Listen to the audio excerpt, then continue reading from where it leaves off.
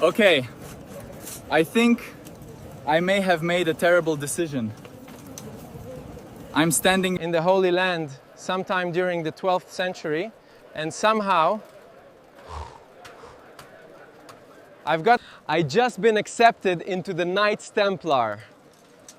There are armored horsemen everywhere. Horses, weapons, religious banners, massive stone fortifications. Whew, it looks exactly like the medieval adventure I imagined. But here's the problem. I thought joining the Templars meant becoming a legendary warrior. Instead, my first lesson is obedience, prayer, discipline, and absolutely no doing whatever I want. Welcome back to another time travel history vlog. Today, we're going inside the world of the Knights Templar to discover what their lives were really like.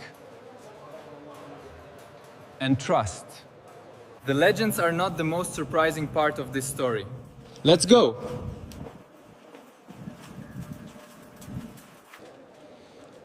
Before I can even call myself a Templar, I need to understand what this organization actually is.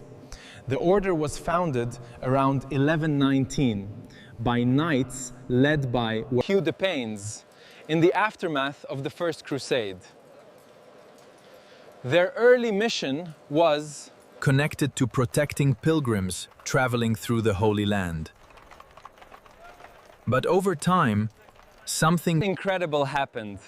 The Templars grew from a small group of knights into a massive religious and military organization. They owned property, they controlled estates, they operated financial networks, they had castles, ships, soldiers, and resources spread across Europe and the Eastern Mediterranean. So no, these weren't simply wandering knights looking for... They were part of a highly organized religious institution. And that changes everything. My first surprise comes almost immediately. I'm expecting someone to hand me a sword. Instead, I'm told to pray. A lot.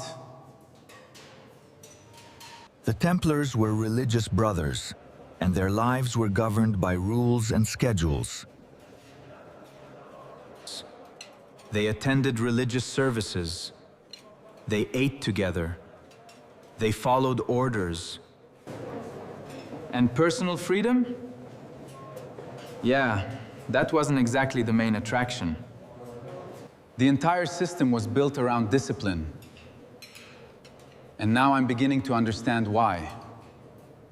Because when these men eventually went into battle, they had to function as one unit. All right, I'm heading toward the stables. Now, DHIS looks like the Templars I imagined. Horses, armor, weapons, saddles, men preparing for military duty.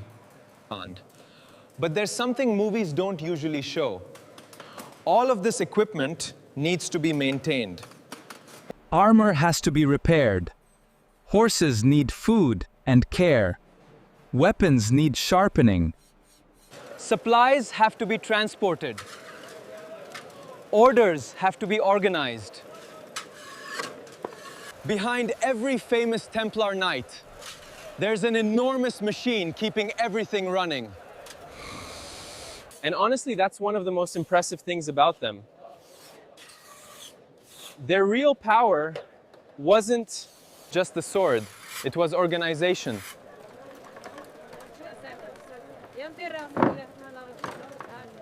Now we're leaving the settlement, and the atmosphere has completely changed.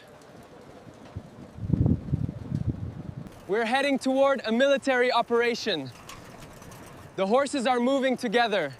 They're ready. They're ready.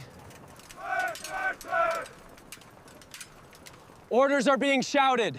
Everyone knows where they're supposed to be. And suddenly, I understand why discipline mattered so much. A mounted attack isn't just about charging forward. It's timing, communication, leadership, coordination. One mistake could put an entire formation in danger. And medieval warfare wasn't some clean Hollywood battle. It was noise. Dust, metal, horses, confusion, and fear. And medieval warfare wasn't some clean Hollywood battle. It was noise. They could be surrounded. They could lose. And they could die.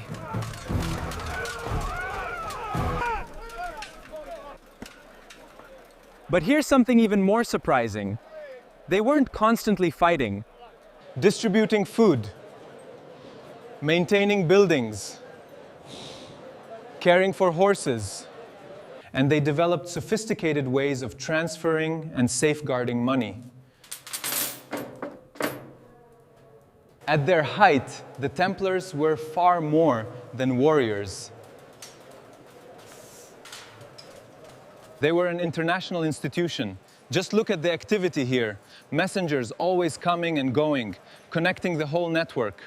You've heard the stories. Hidden treasure, the Holy Grail, secret knowledge. Sounds amazing, right? But here's the problem. Most of these stories aren't supported by solid historical evidence. Realistically, it was far more organized and administrative.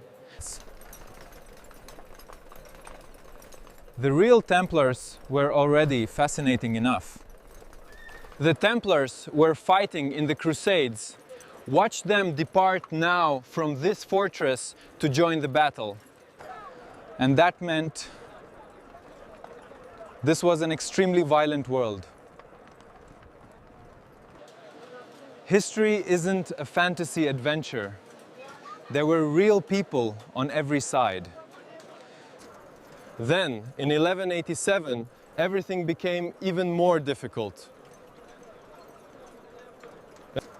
Then, in 1187, everything became even more difficult.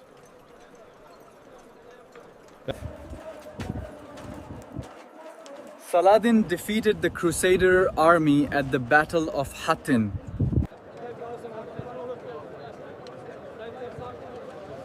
Jerusalem fell later that year. But the Templars survived. They remained powerful in Europe. Looking around now, you can feel their presence. This is real history. Until one morning. Everything changed. It's October 1307. I'm now in France.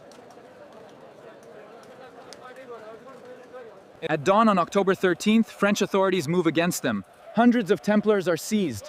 Look at this. They're taking them all. It's happening right in front of me. In 1312, Pope Clement V formally dissolved the order.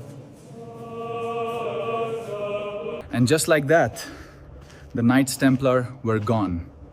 Or at least, the organization was. If you enjoyed this journey into the real world of the Knights Templar, hit like, subscribe for more fact-based time travel adventures, and tell me in the comments,